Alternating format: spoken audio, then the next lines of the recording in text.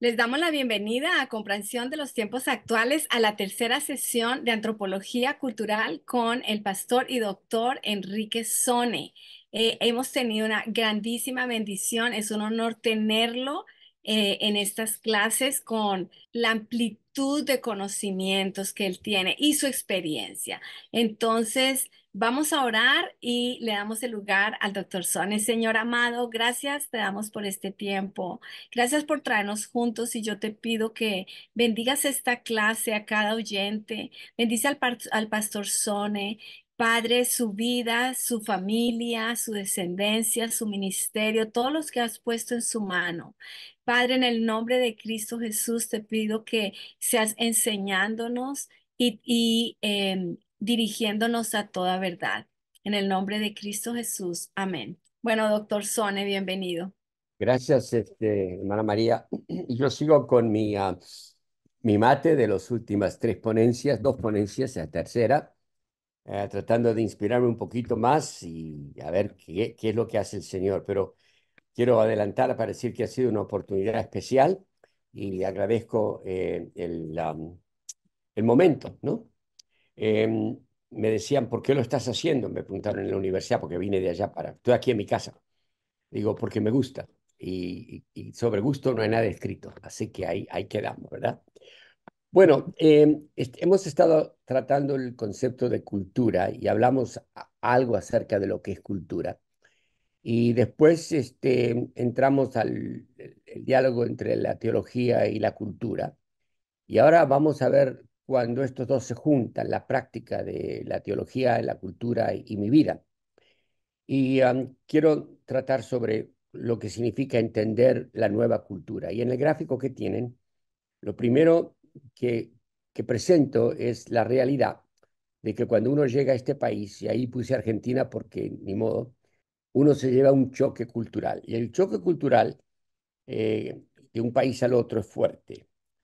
Al principio estamos bien altos, ¿no? Y creemos que llegamos a la tierra prometida, donde vamos a encontrar el oro en las calles y donde la gente nos va a aplaudir y la gente nos va a decir qué hermoso, qué bueno, nos hacía falta. Pero no pasa mucho tiempo a que comenzamos a tener un descenso. Y ese descenso entonces se convierte en un momento crítico, porque comenzamos entonces a experimentar una crisis de identidad.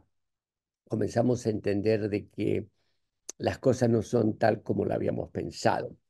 La crisis de identidad viene porque tenemos que enfrentar resistencia al conflicto. Es un conflicto que siempre va a estar con nosotros, creemos que se va a ir, pero igual llegamos a esa crisis de identidad y lo vamos a explorar un poquito más en la próxima placa.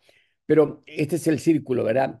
Welcome to America, y después nos damos cuenta que América no te da el welcome que pensás, y entonces uno comienza a dudar de sí mismo.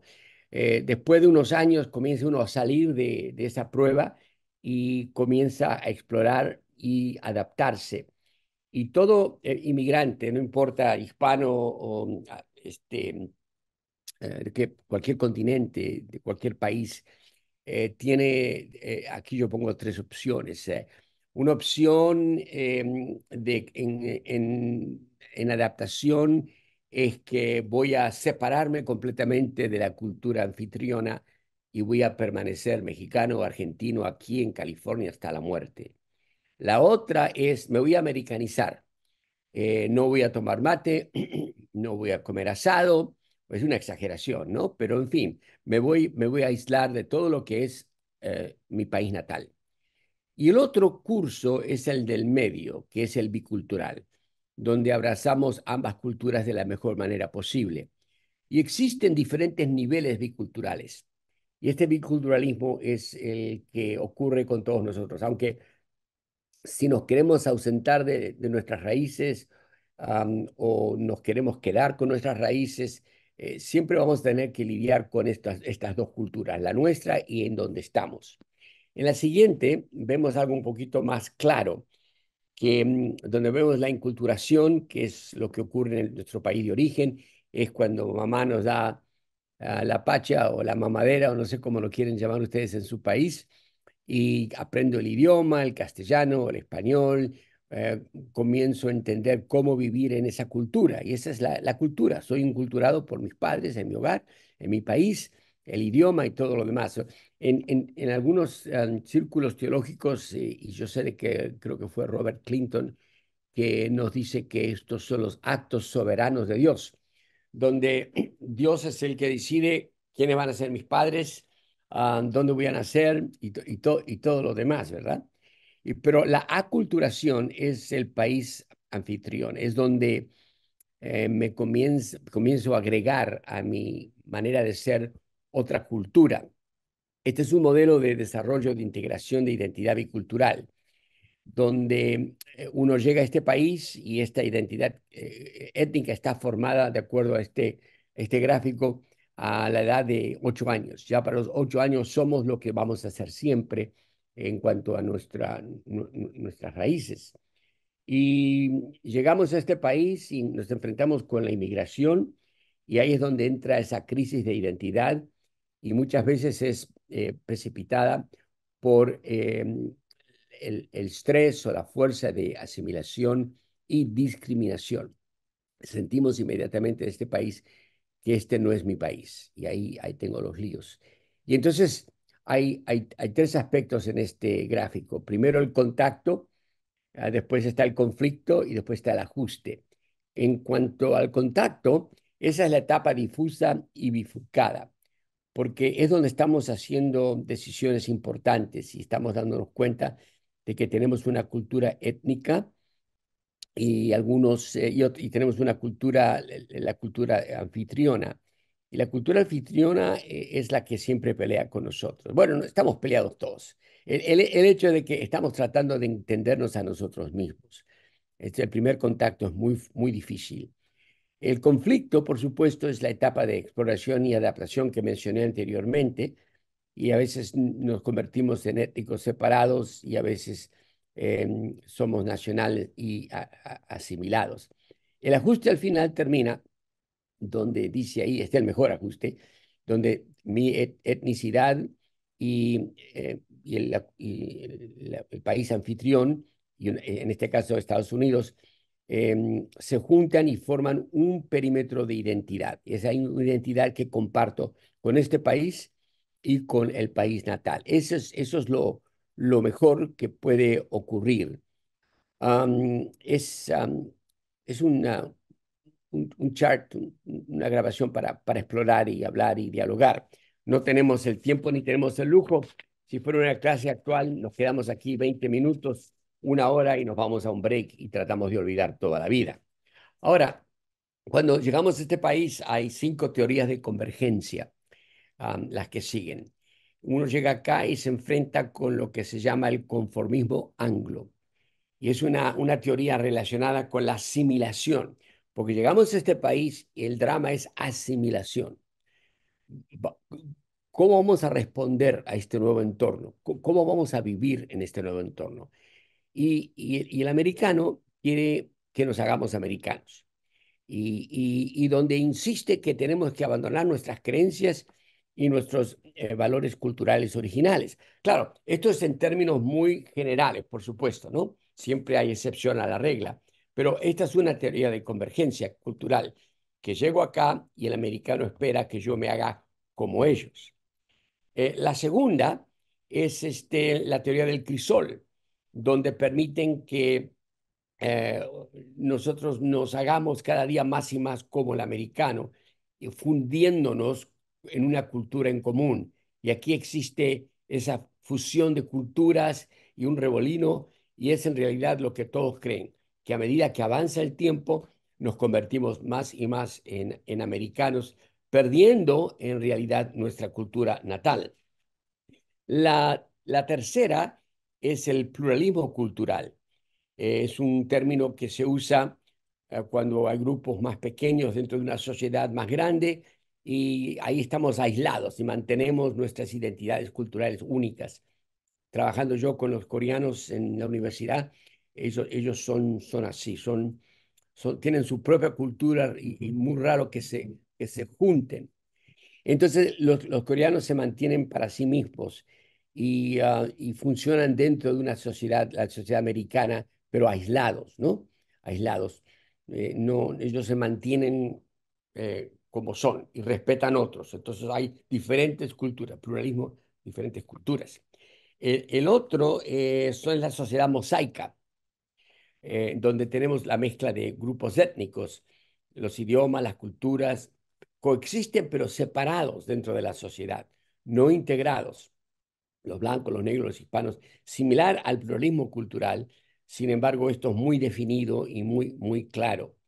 El que sigue es la que yo abogo y la que creo más correcta, que es una combinación quizás de todo lo que dijimos. Se llama la Sociedad Americana Universal, en donde las subsociedades étnicas y la Sociedad Americana Universal están juntos. Se dan cuenta que el círculo del medio es la Sociedad Americana Universal. Y después están las diferentes subculturas, si las queremos llamar así, que mantienen cierta idea de sí mismos, pero hay lugares donde comparten la vida americana y la vida entre las otras culturas. Para mí, esto es el mejor modelo, una sociedad americana universal donde no pierdo mi identidad, pero también tolero y no solamente tolero, sino hasta que a cierto punto participo en otras culturas, y eso no me roba para nada y yo tampoco quito a nadie. Es difícil una definición correcta o justa de lo que es un bicultural. Quizás podría decir que, lo puse aquí, el término bicultural describe un estado de tener o heredar dos o más culturas. Por ejemplo, una de herencia étnica y una de cultura vivida. Los individuos biculturales tienen una amplia socialización y experiencia de vida en dos o más culturas y participan activamente en esas culturas. En el centro de la discusión del biculturalismo es la construcción de cultura. ¿De qué manera nosotros vivimos con dos culturas al mismo tiempo? Y yo creo que cuando termine mi charla podemos discutir eso porque ese es el lío. ¿De qué manera puedo yo ser fiel a mi persona y tener dos culturas? Eh, Posiblemente es interesante pensar de que somos todos esquizofrénicos aquí, pero no, no es esquizofrenia, es una manera de ver al mundo y es una cultura específica. El biculturalismo es una cultura y eso lo tienen los antropólogos culturales de gran eminencia e importancia, aunque no se ha escrito mucho, pero se ha escrito suficiente. Si continúo, los biculturales tienen sentimientos y experiencias que contribuyen a que se conviertan en parte y se separen de la cultura estadounidense dominante. Esta dualidad se puede ver en el número de estadounidenses con guiones entre los grupos minoritarios étnicos y raciales. Y eso ocurre, por ejemplo, cuando yo escribo un libro, yo pongo Sone Andrews, porque ese es el que soy. Tengo dos apellidos. Aquí en Estados Unidos se usa uno solo. En muchos países latinoamericanos también uno solo, pero la mayor parte, los dos apellidos se pueden ver en América Latina. Y los estadounidenses guatemaltecos y los estadounidenses dominicanos, así como entre los grupos estadounidenses blancos dominantes, como los estadounidenses italianos y los estadounidenses irlandeses. Y vemos este tipo de guión, estos guiones entre un apellido y el otro, que muestran el tipo de biculturalismo. Um, claro, también hay estereotipos que no son muy especiales. Tenemos los afroamericanos que los llaman Oreos porque son negros por fuera y blancos por dentro. Después tenemos los estadounidenses de origen asiático, los denominan como bananas porque son amarillos por fuera pero blancos por dentro. Ríanse porque es un chiste. Luego están los hispanos, no se ríen porque los hispanos y los aztecos del sur pueden ser dominados como cocos porque son marrones o cafés por afuera pero blancos por dentro. Y los nativos americanos pueden denominarse manzanas porque son rojos por fuera y blancos por dentro. Estos son estereotipos que yo he encontrado aquí con bastante fluidez y no es nada para halagar, pero es lo que ocurre muchas veces cuando pensamos en el biculturalismo. Hay dos o tres notas que quiero mencionar. Primero, aunque los estereotipos todavía están profundamente arraigados en nuestras culturas.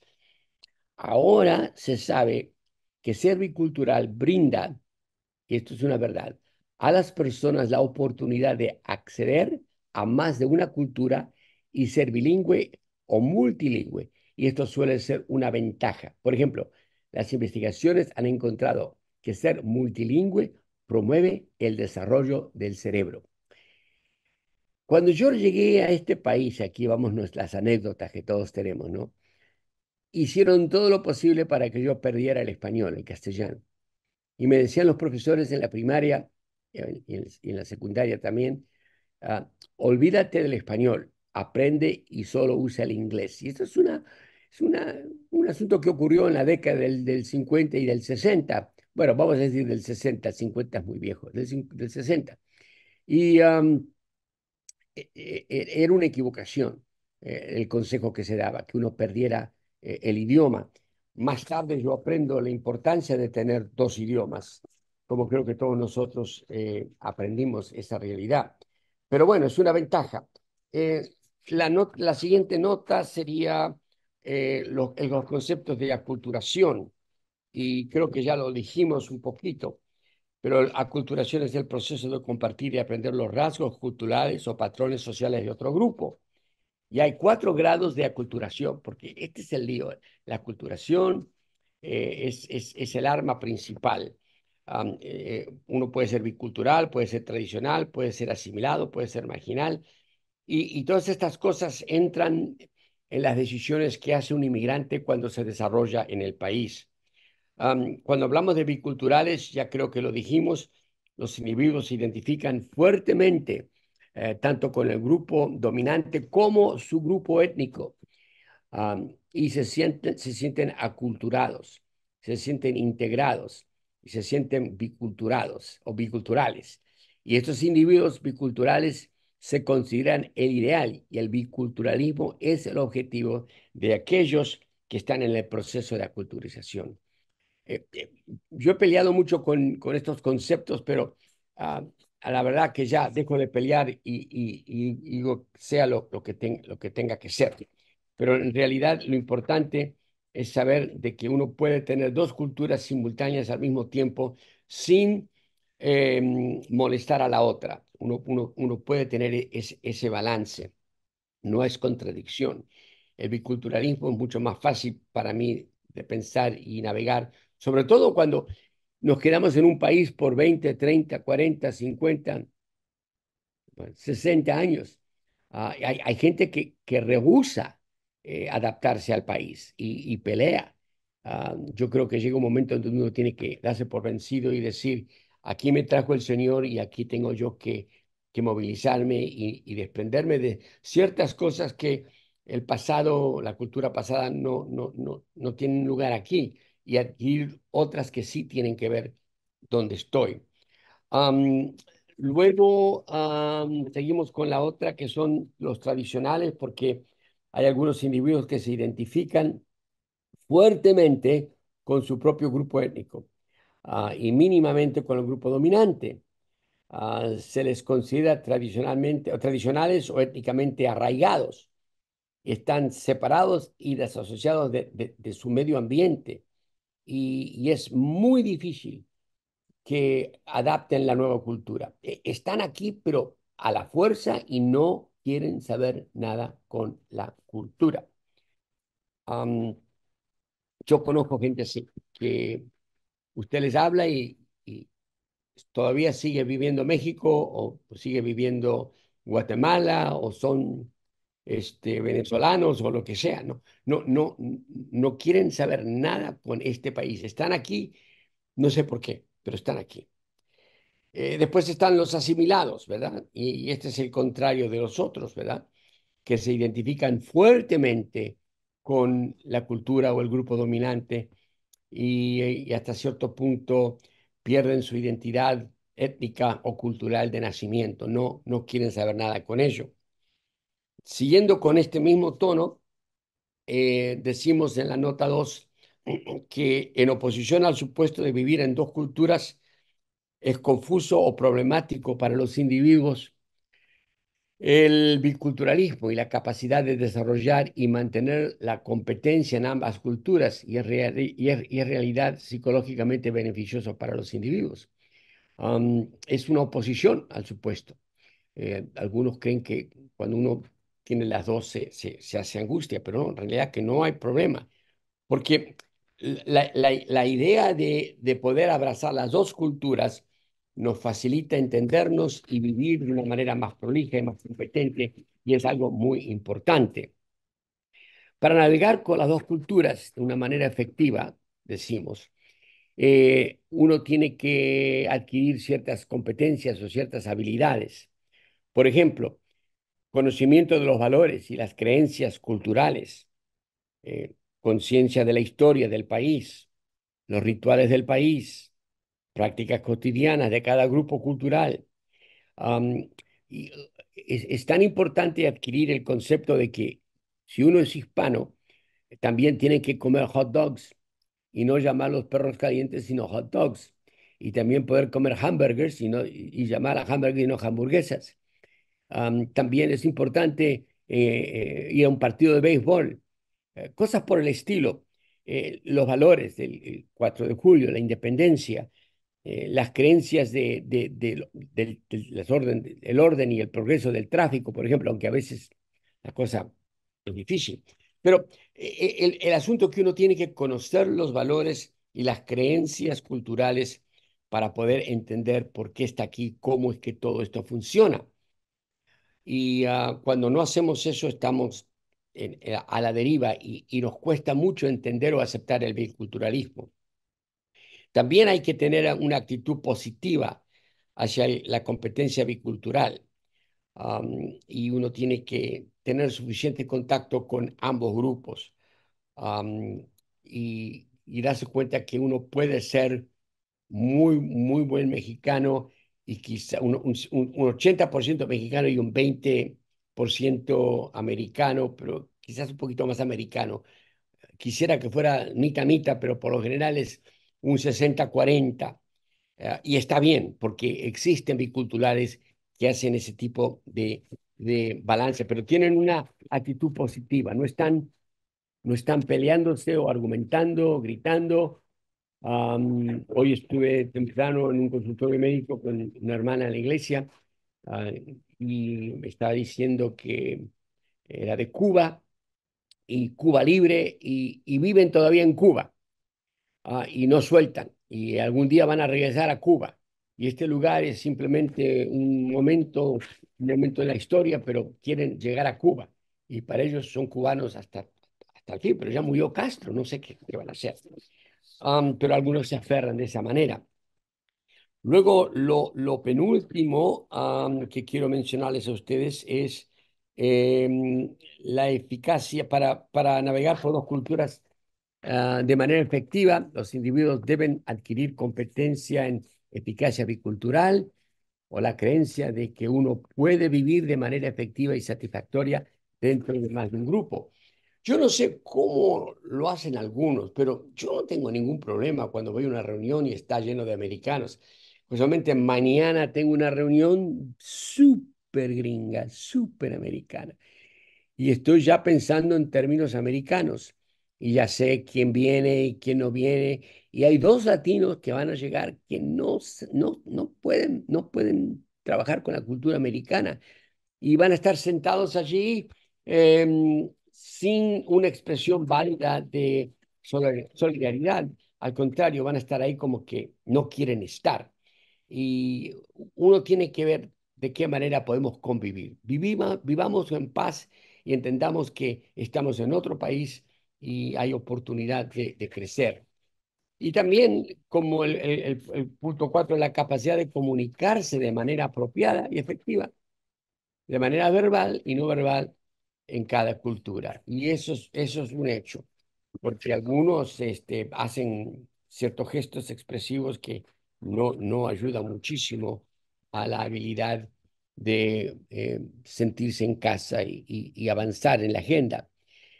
El número 5 y luego el 6, hay que conocer conocimiento y competencia para realizar una variedad de comportamientos y roles apropiados para cada situación, para cada grupo cultural. Hay que tener habilidad de navegarlos y luego la existencia de un sistema de apoyo social donde yo puedo ir con mis amigos hispanos y decir, mira, ¿cómo entendés vos a este chapín? Porque yo no lo entiendo.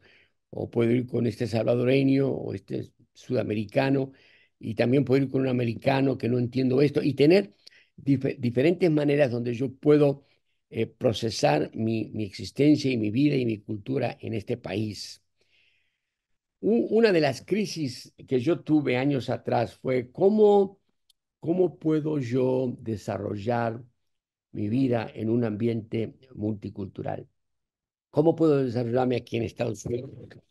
Y ocurre que en mis años de trabajo en Guatemala, descubro cómo en Guatemala hay tantas diferentes tribus indígenas, sociedades indígenas, y cómo ellos se acercaban al mercado y vendían sus productos y se mezclaban y unían y había distinción por la manera en que vestían y todo. Pero descubro a medida que los analizo cuatro principios básicos. Y yo quiero que vayamos a esos cuatro principios básicos. Y estos principios son, yo creo, importantísimos porque en Guatemala era un ambiente multiétnico, multicultural y multilingüe, y veía cómo se llevaban muy bien. Y descubro algunas claves. Y la primera clave que descubro en estos principios, el primero es muy importante, es lo siguiente, que para poder vivir tuve que aprender o aprendí, usamos primera persona, aprendí a recalibrar mi cultura. Y esto es un hecho. La realidad es que la sociedad argentina, porque soy argentino de nacimiento, puso en mi vida una cultura increíblemente compleja de la que nunca podré escapar. Y eso va por cualquier otra nacionalidad, el mexicano, el colombiano, lo que sea. Está allí y es compleja. Es que es compleja, es compleja. Aunque quisiera, no puedo zafarme de ella. Entonces, no es que estoy esclavizado o determinado por esa cultura, estoy influenciado por ella. Para mí, todo lo que dije no tiene ningún sentido, esto es lo único que es importante de todo lo que dije, porque es una gran realidad la introspección. Me di cuenta que yo tenía un, un cierto corte, una cierta postura que quizás no me determinaba, pero me influenciaba extremadamente. Y yo no sé cómo están ustedes, pero yo no puedo bajo ningún punto de vista deshacerme de lo que significa ser un argentino, ya sea por el mate que tomo, o por el churrasco que voy a hacer, o la parrilla, o mis amigos, o porque todavía me gusta Carlos Gardel, uh, me gustan los alfajores, me gusta la comida de allá. Uh, y por más que quisiera deshacerme, no puedo. Entonces yo tengo que ser consciente y tengo que recalibrar mi cultura y decir, soy influenciado por ella. El segundo punto que aprendí, muy importante, es que aprendí a respetar otras culturas. Eso es tan difícil para algunos. Uh, Todas las culturas son más o menos iguales entre sí en la forma en que están estructuradas para satisfacer las necesidades de sus miembros. Ninguna cultura está cerca de ser perfecta, ya que todas están formadas y operadas por seres humanos pecadores, pero ninguna en su estado saludable debe ser considerada inválida, inadecuada o inutilizable por Dios y la humanidad. O sea que cuando la cultura es cultura y no está faccionada y arruinada por los desastres que pueden existir, cuando es simplemente cultura, Dios la usa y no está invalidada, no es inadecuada. Dios se mueve en la cultura que no es mía. Y a veces creemos que solo Dios puede moverse en la cultura americana o la cultura venezolana o ecuatoriana. Y digo eso porque hay algunos que somos de esos países y queremos que Dios lo haga como Él lo hizo con nosotros, pero Dios lo hace de otra manera. Entonces yo tuve que aprender, esta fue una lección, yo aprendí a respetar que las otras culturas son tan importantes, no menos, sino tan importantes como la mía.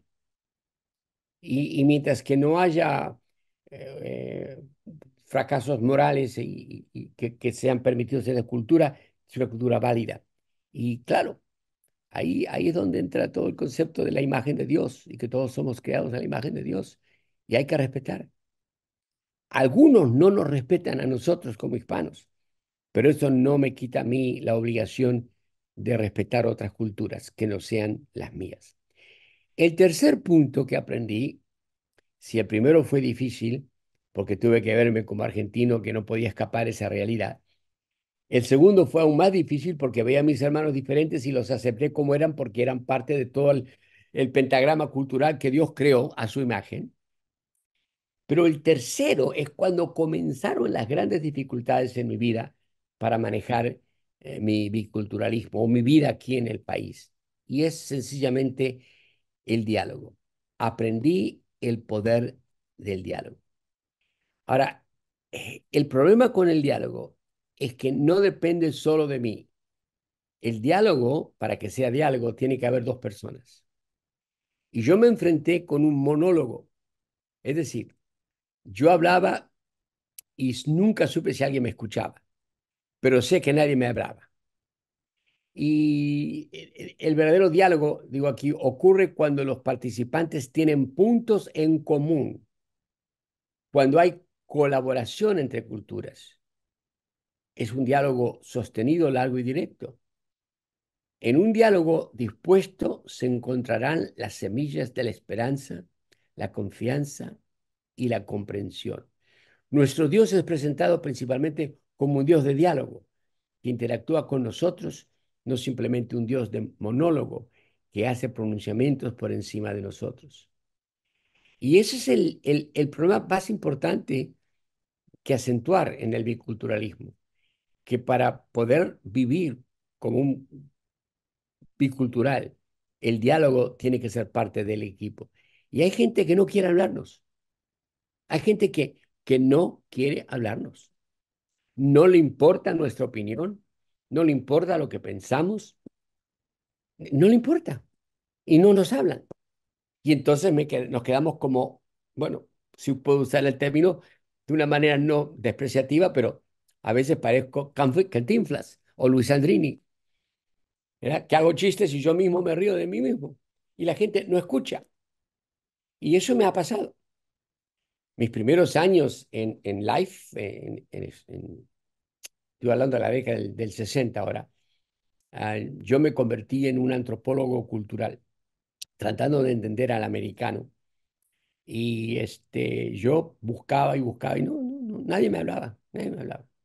Apenas si era tolerado, o por lo menos así me sentía yo. Y el diálogo no estaba allí. Y por más que yo quería entender y por más que yo quería ser aceptado y aceptar, no se podía. Quizás porque los primeros dos puntos tampoco existían, aunque yo sabía que era diferente y sabía que otros eran también diferentes. Yo estaba dispuesto a decir, hablemos, ¿cómo podemos llevarnos bien? ¿Cómo podemos entendernos? Pero cuando la otra persona no quiere, entonces ahí termina el drama, en que uno se convierte en un monólogo. Pero cuando hay un diálogo, ocurre el cuarto punto. Y el cuarto punto que aparece en la pantalla es aprendí a ajustarme a danzar con las culturas. Y este es el concepto, danzando con las culturas. Porque lo que digo aquí es simplemente que cada uno conserva lo más importante de su cultura natal y al mismo tiempo uno es transformado por la asociación de las otras culturas. Es dar y recibir, es ser diligente y hábil. Es la comprensión de la forma sobre la función. Y el punto, el cuadro que tengo es que cuando hay diálogo, comenzamos a danzar, a bailar, pues. ¿No? Y entonces, si yo no soy bailarín, pero la única manera que lo pensé, pero supongamos que bailamos.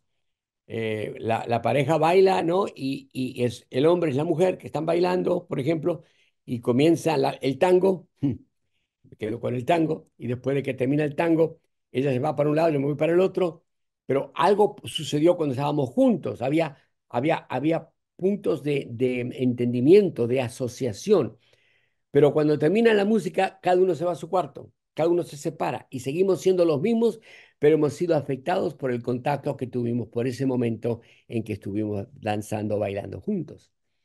Y yo creo que esa es la única manera en que uno puede vivir, porque vean, yo tengo muchos años de estar en este país y todavía no encajo completamente en la cultura norteamericana. Y por más que quiero, nunca voy a encajar, jamás. Es que ese no es mi cupo, no entro allí. Y el americano tampoco puede entrar conmigo. Entonces, lo mejor que puedo hacer es acercarme y bailar un ratito con él y luego me voy. Ahora, yo he tenido bailes muy peculiares. Eh, sí, bailemos, o en otras palabras, vamos a dialogar, vamos a charlar, ¿no? Y de repente comienza uno al baile y ellos, bueno, vamos a pensar de esta manera. Yo estoy vestido con ropa clásica de baile, quizás con, si es el tango, con ropa voluble, no apretada, porque hay mucho movimiento. Y después veo que los otros vienen, pero vienen vestidos con alambre de púa. Y comenzamos a bailar y me raspan por todos lados y termina el tango y estoy sangrando por todos lados. Eso me ha pasado más que una vez. Entonces, a veces el diálogo no es tan justo y no hay un verdadero deseo. Y yo evito esas danzas con alambre de púa. Prefiero quedarme ahí viendo cómo bailan ellos solos sin que me molesten porque me voy a meter ahí y voy a salir fracturado, voy a salir herido.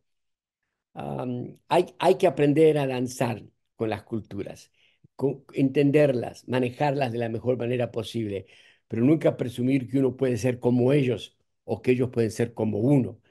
Y uno es el bicultural, es el que lleva esas dos culturas siempre seguidas. En este momento no sé qué soy, pero soy, bueno, soy quien soy, pero ahí tenemos esa mente nuestra que la llamo privilegiada, donde tenemos dos mundos moviéndose al mismo tiempo, rapidísimo, simultáneamente, pensando posiblemente en dos idiomas, posiblemente pensando en dos maneras de pensar, pero solo eligiendo una. Y a veces yo, no es que soy tartamudo, pero a veces digo, ¿qué voy a decir? Porque no sé si va a salir en español o si va a salir en inglés. Esas son las cosas. Pero para mí, el bicultural y vivir en este país necesitamos estos cuatro puntos. Lo que dije previamente es importante como gráfica, como máxima académica y todo, pero en la práctica está allí.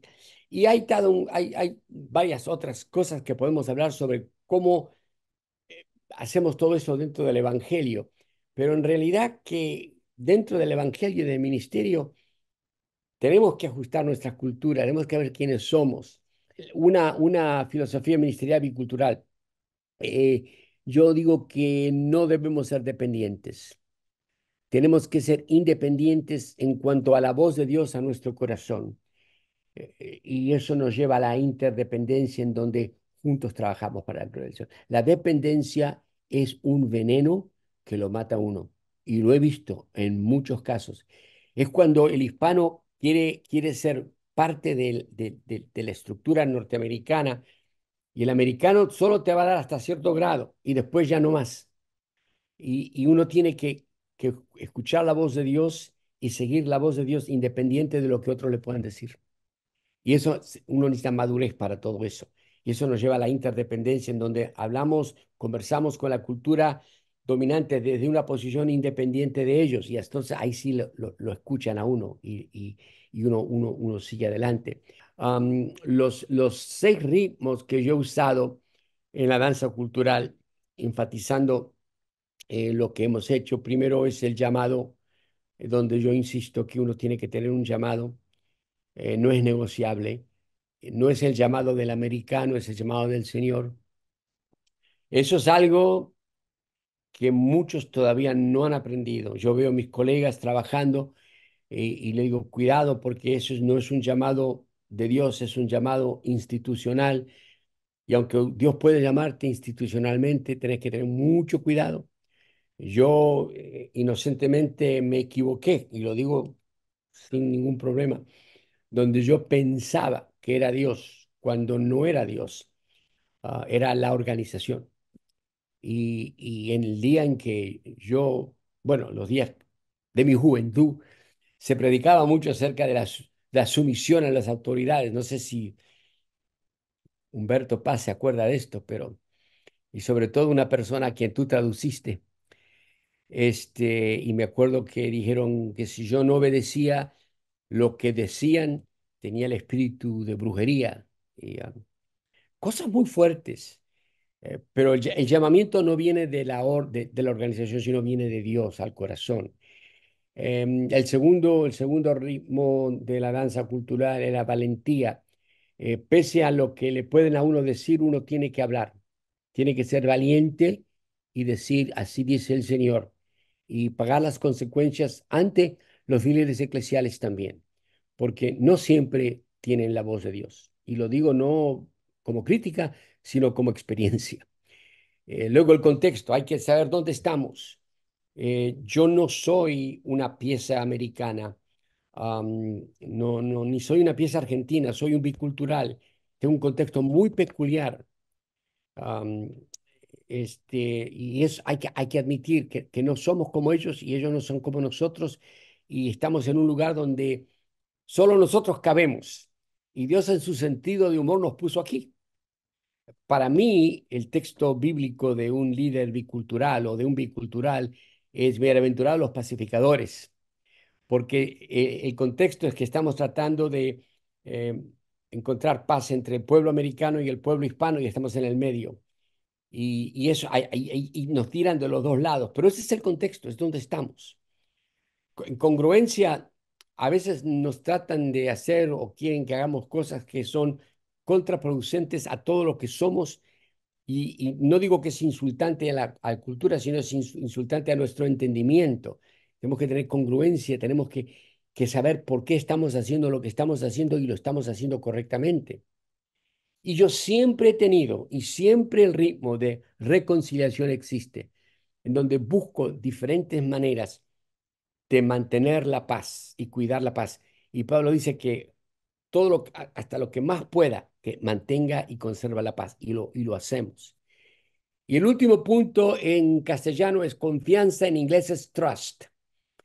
Y es tan difícil cuando se pierde la confianza, es tan difícil recuperarla.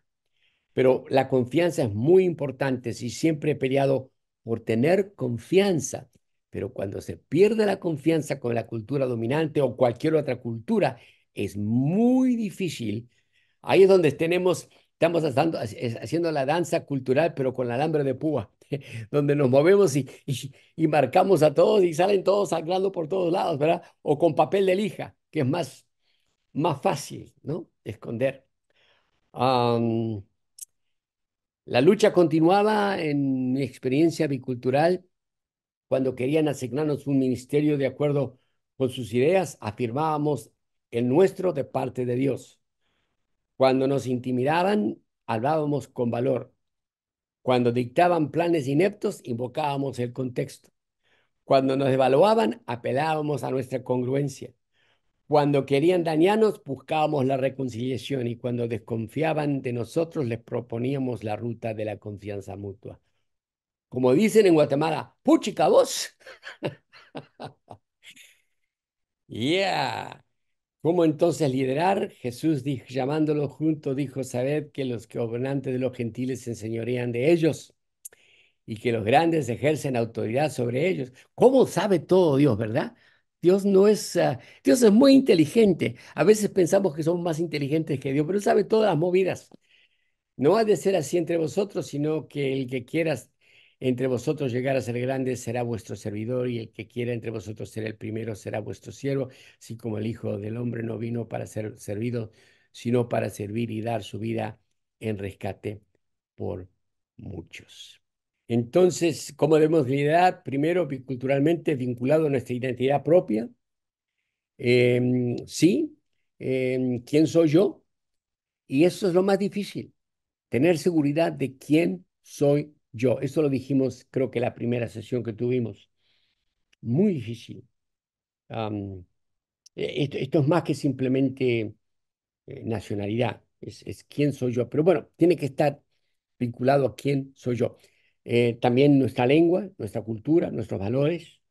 Tenemos que entender la marginalidad que a veces la gente dice, usted está al margen de mi vida, y decir, su marginalidad es mi centro, y del centro, que es marginalidad de otros, nos movemos. Segundo, hay que responder al llamado. Aquí es vinculado a la identidad de Cristo. Creo que lo estoy repitiendo otra vez, pero no importa, es una vocación. El Señor lo está haciendo. Como una filosofía bíblica ministerial, es servir, es poder. Servir en las estructuras, pero no a las estructuras. Servir con ambigüedad, porque siempre la cosa va a estar ambigua.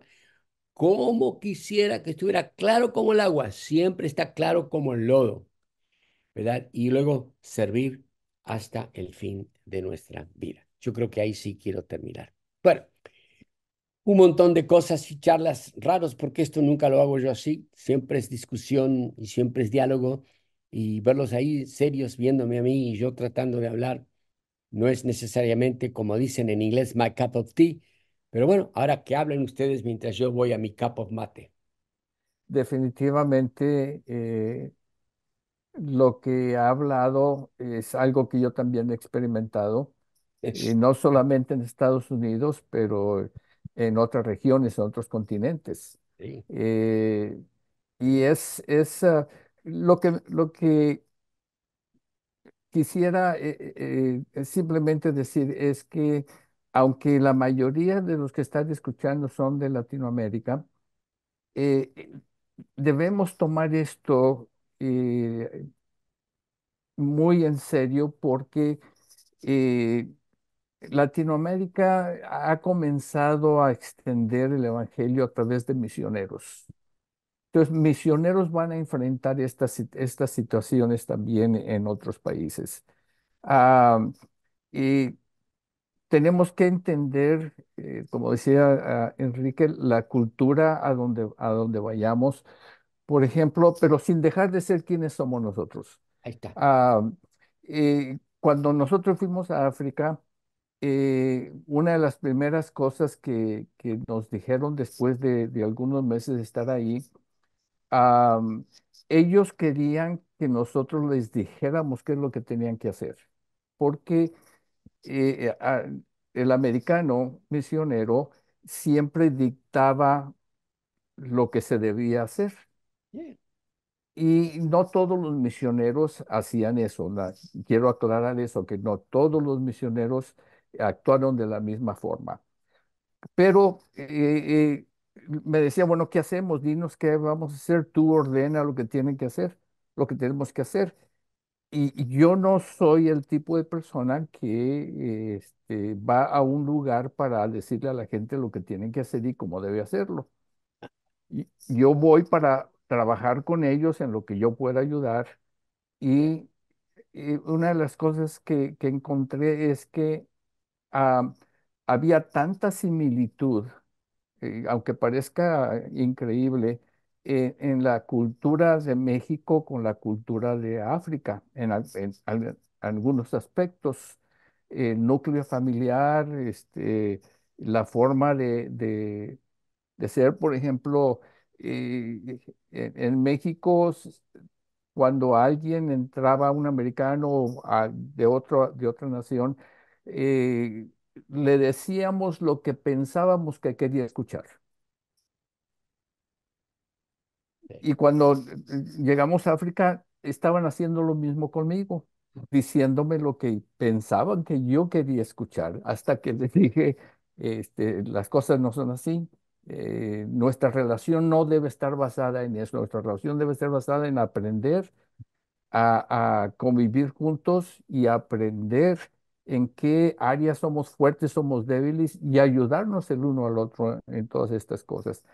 Entonces, creo que todo esto que Enrique nos ha presentado, tenemos que estudiarlo, tenemos que verlo detenidamente, eh, tenemos que ver en cómo lo vamos a aplicar, porque dentro de un mismo país hay regiones con, llamémosle, diferente cultura o subculturas Sí. en las que la forma en que pensamos y hacemos las cosas en la parte norte del país es muy diferente a como la hacen en la parte sur del país.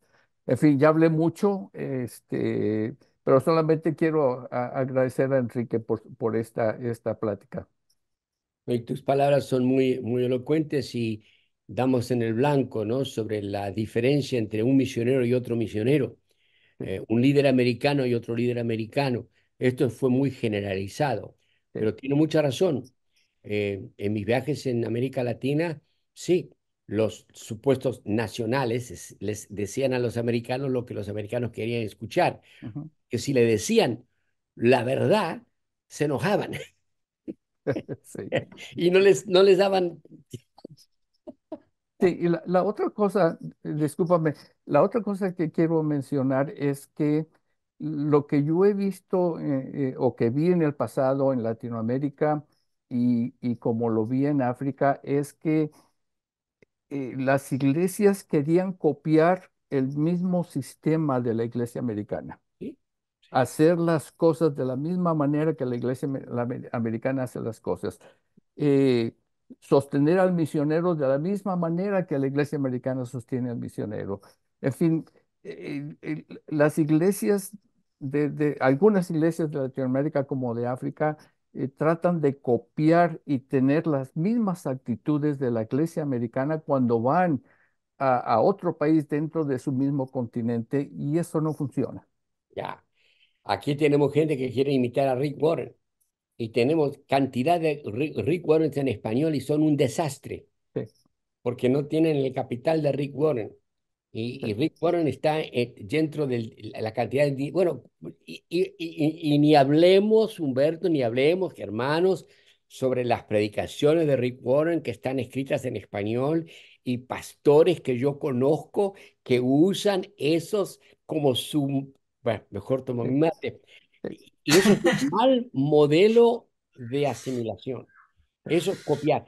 El hispano dice se mide por las estadísticas del americano.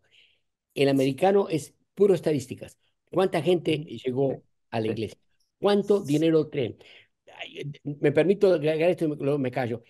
Yo estoy aprendiendo a vivir el sermón del monte y es extraordinariamente difícil porque dice que no me tengo que enojar, pero me enojo. Y también dice que tú sí sea sí, tú no sea no.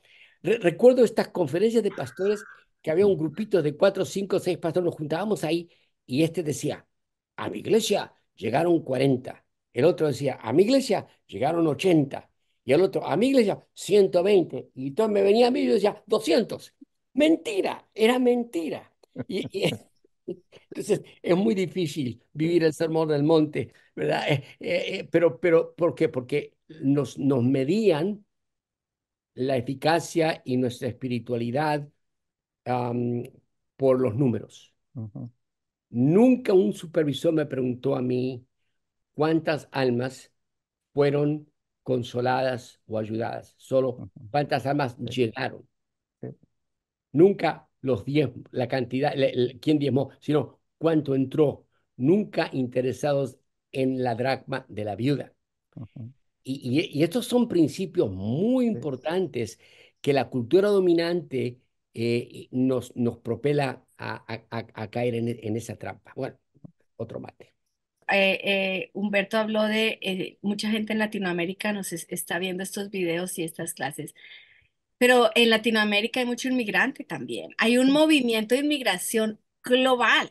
O sea, hay una licuadora, se está moviendo mucho por todo el mundo. O Ujú. sea, no importa que no salgamos, pero nos llegan. Sí. Y no importa dónde nos lleguen. Ahora, la pregunta con todo esto es poder ver dónde estoy yo. Si yo vivo en un país donde me están llegando los inmigrantes, ¿cuál es mi actitud hacia el Ujú. inmigrante? ¿No? De la misma forma como nosotros aquí en Estados Unidos hemos inmigrado y cómo vemos cómo nos reciben o cómo nos tratan, pero igual cuando Ujú. nosotros estamos en nuestros países, cómo tratamos al Sí. inmigrante, ¿no? Yo creo que eso también es importante. Sí, yo quería, gracias, aquí estoy pasando, esto es con un cafecito colombiano. Bueno, O bueno, bueno, sea, bueno. El club y, del y, mate. pero en medio de la charla, doctor Sone y Humberto, se quedan muchas emociones porque cuando hablabas acerca sobre todo esos cuatro principios básicos, uno puede ver que también hay trazas de frustración, heridas, amargura, dolor. ¿Y cómo se asimila eso? Porque al final, como pues la Biblia dice, hay que perdonar, pero uno lo está viviendo todo el tiempo. Entonces, dinos cómo has asimilado esto, doctor Enrique, Humberto, ayúdenos a entender ustedes desde su experiencia cómo procesan esas emociones que se quedan con el choque cultural o la inmigración o todo esto. Yo escribí 2 libros, estoy en el tercero ahora. En el primero es la historia de todo lo que pasó, parte de lo que dije hoy. Pero llegó un momento en mi vida en donde sí los golpes fueron tales que temía que me iba a amargar. Y estaba al borde de la amargura. Y digo, si yo me amargo, no vuelvo. Y yo pensé seriamente dejar el ministerio. Sobre todo porque la gente más cercana a mí me traicionó em, de una manera muy violenta, muy despreciable. No todos conocen toda la historia porque, ¿para qué contar todas esas cosas? Pero la pasé yo como la han pasado muchos. Entonces, lo que yo hice, procuré buscar la voz de Dios que me hablara y encontré un pasaje bíblico en Lucas 17 donde dice, si tu hermano peca contra ti, este, eh, no, dice que lo perdone cuando me pide perdón. Entonces yo he vivido por 50 años en la iglesia cuadrangular y de los cuales 50 años, posiblemente 30, he vivido con los imperdonables. Y sí, no te piden perdón, nunca. Y entonces yo igual los quiero, los amo, pero a distancia. Uno tiene que tener mucho cuidado.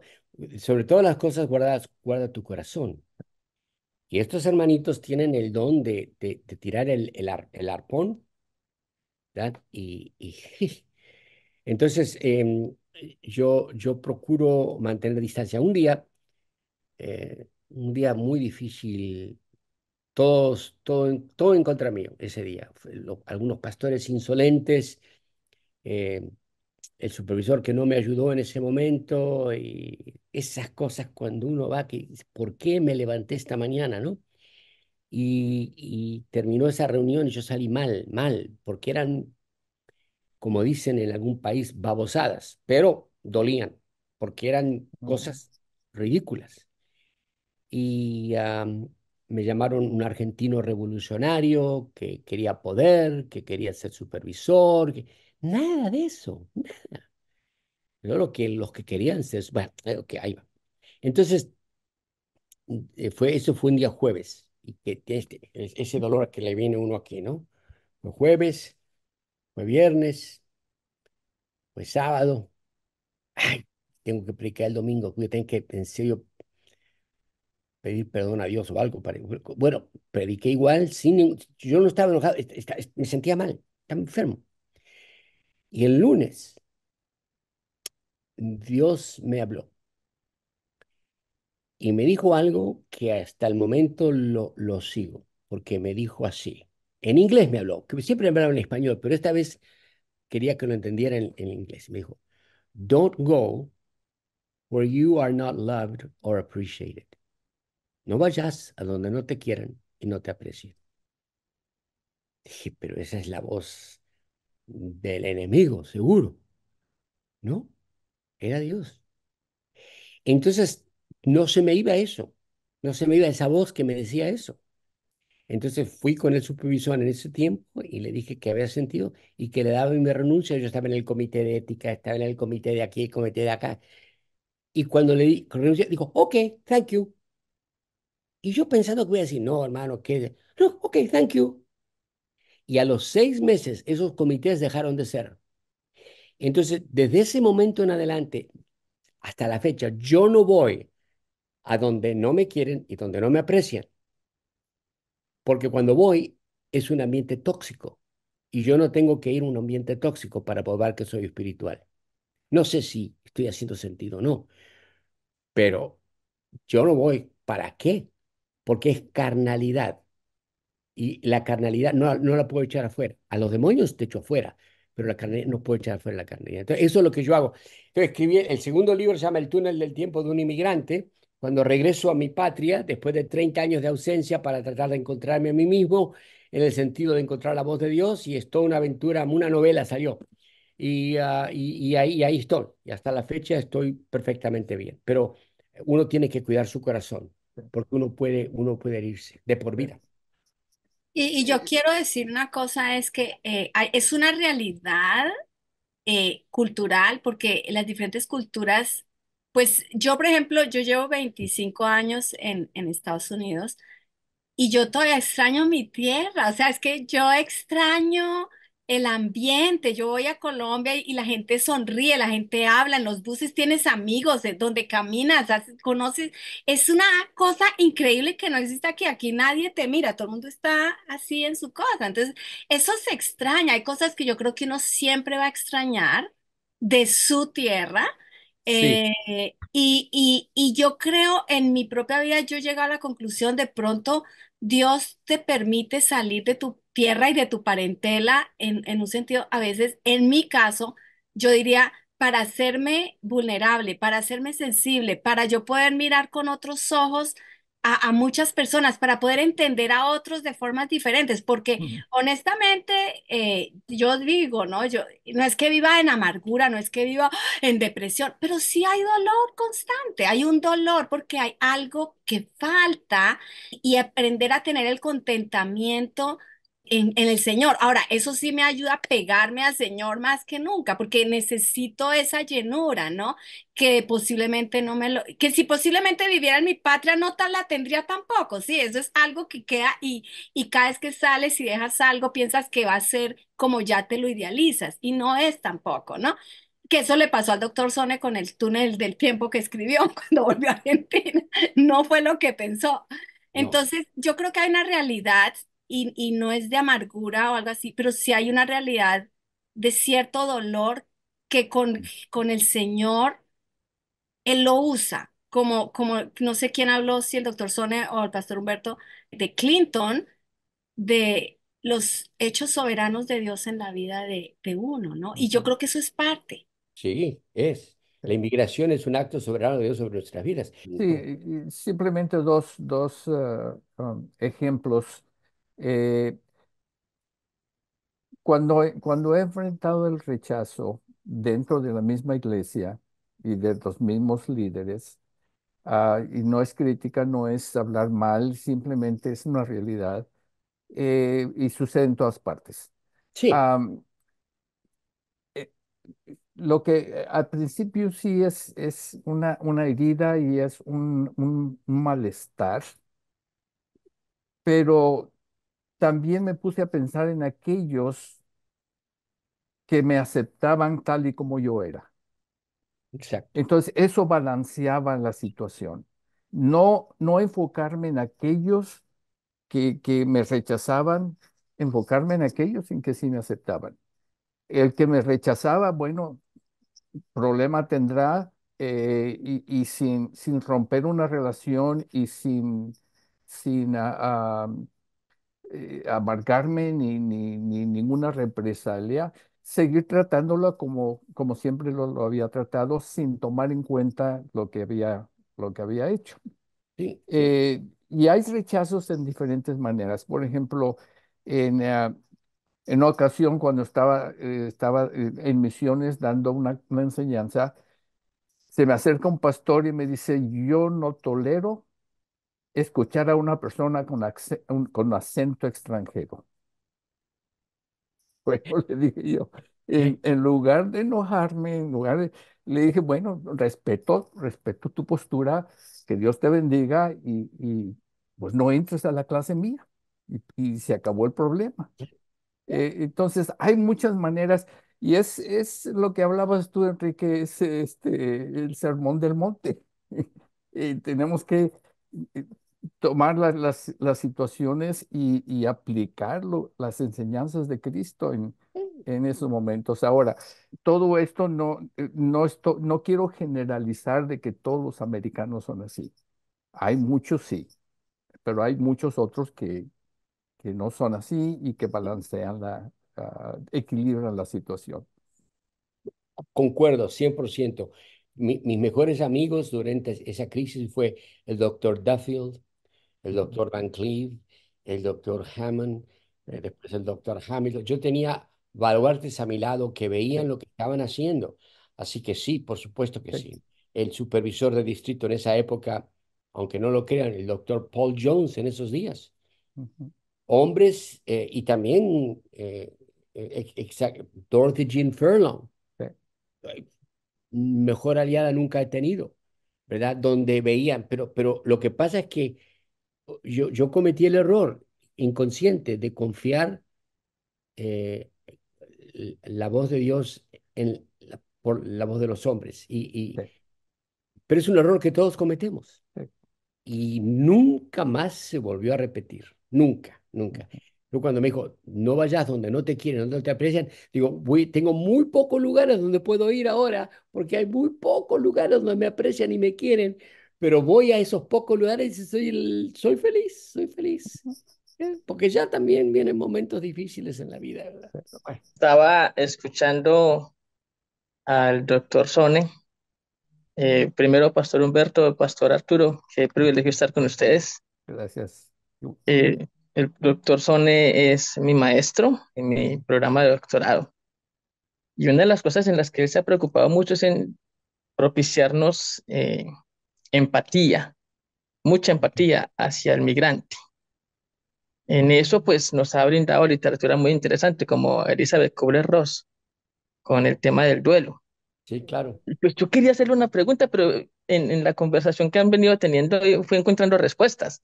Yo le quería preguntar al doctor Sonne, pues, ¿cómo ha manejado el tema de esas etapas de duelo que menciona Elizabeth Kubler-Ross?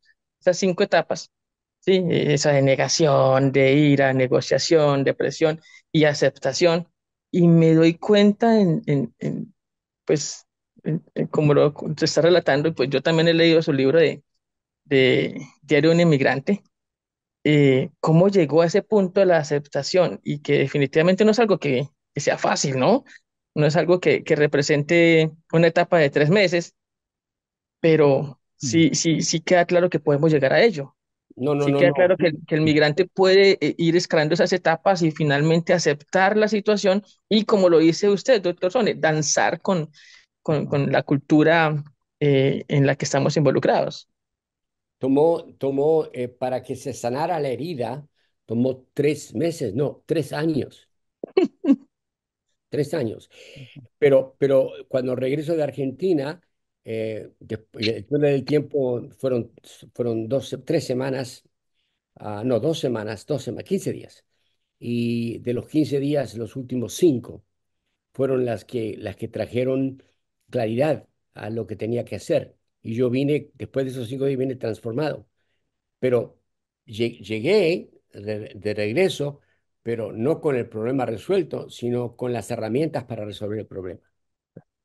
Es diferente. Entonces, el proceso, porque estas cosas no se resuelven, no son milagros, es proceso. Y un milagro es instantáneo. Y sí, fue uno por uno. Y yo fui con aquellos que habían transgendado 3 veces y 3 veces me rechazaron. Entonces ahí fue donde yo sacudí el polvo de mis pies y dije, no puedo más. Y ya está, porque yo no cabía Sí, es muy difícil. Y como dice en las etapas de Ross, em, se repiten a veces. Comienza uno por la primera y salta a la tercera, después salta a la Y, primera, después a la quinta.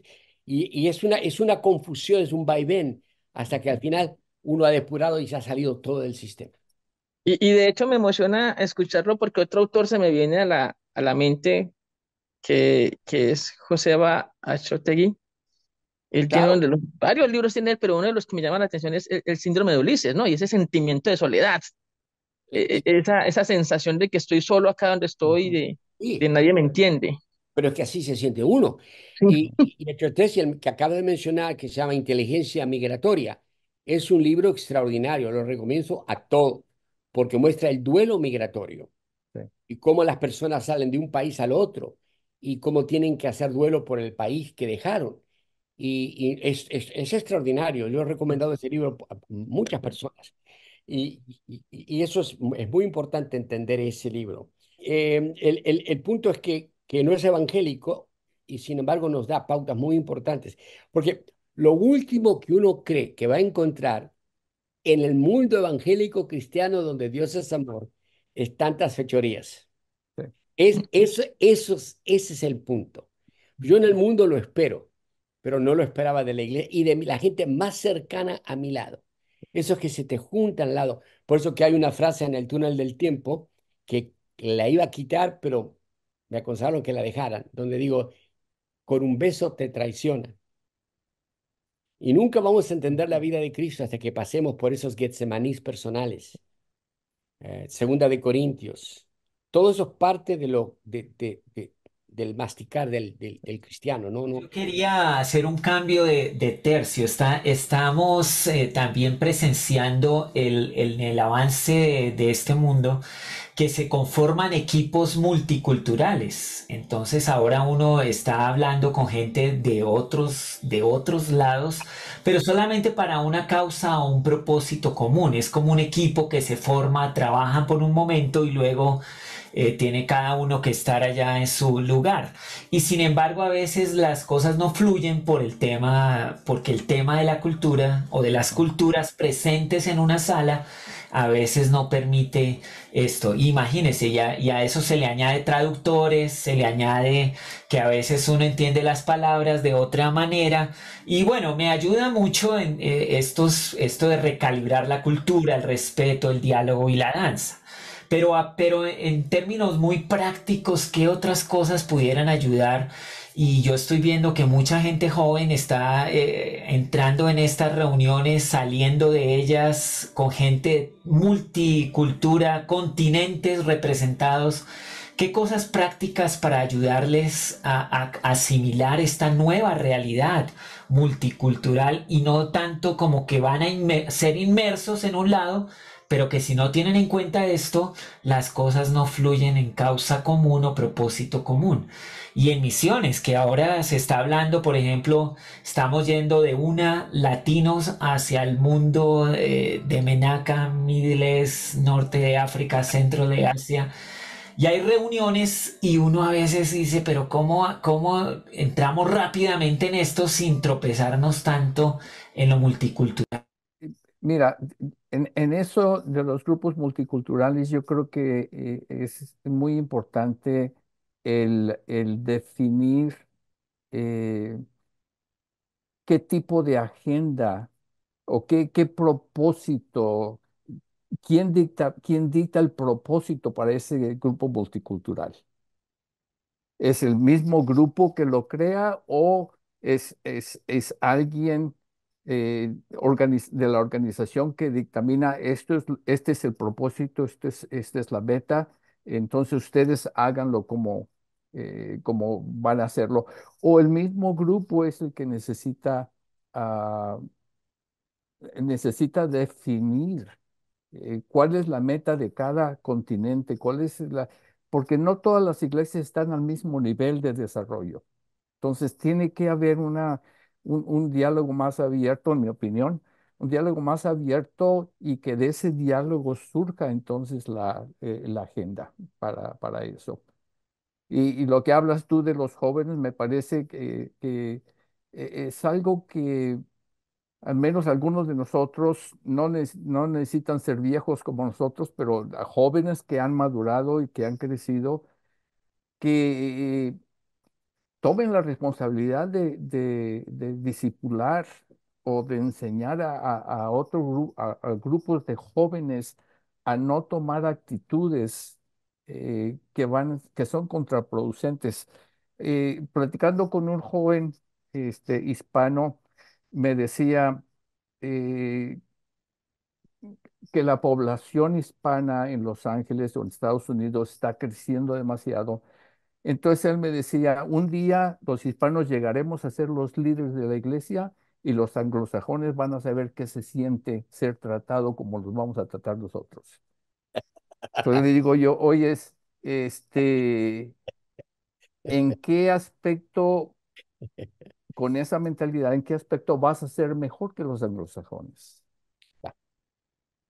Entonces se puso a pensar y dijo, no, pues sí, tienes razón, pero es que eh, la amargura a veces surge y hacemos planes de ese tipo. Entonces, hay mucho que disipular con la juventud. Yo entiendo perfectamente ese sentimiento porque yo también Sí, pensaba, y sí, todo, sí, que hemos sido pateados por aquí y por allá injustamente, buscamos cómo patearles a ellos. sí, Sinceramente, es la carnalidad que todos tenemos. sí, Y el enemigo de nuestra alma sabe que tenemos la capacidad de ser carnales de un día al otro. ajá, Y por eso es que tenemos... eh, y esto es lo último que voy a decir porque tengo que decir, y van a entender por qué es lo último que tengo que decir. Dallas Willard, a quien tuve la dicha de conocer años atrás, en una de sus ponencias dice que estaba en la clase, dictando su clase, y que un muchacho, un estudiante, lo contradijo. Y entonces los que conocían a Dallas decían, Dallas le va a romper la cara a este hombre, le va a decir de todo. Y Dallas dijo, muy bien, bueno, está bien, gracias. Y despidió la clase. Y dije, ¿qué le pasó a Dallas? ¿Sabe lo que Dallas dijo? Dice, no, dice, yo podría haberle dicho varias cosas, pero estoy desarrollando una nueva disciplina donde Jesucristo, ante Pilato, si hubiese dicho 5 palabras más a Pilato, no lo crucificaban.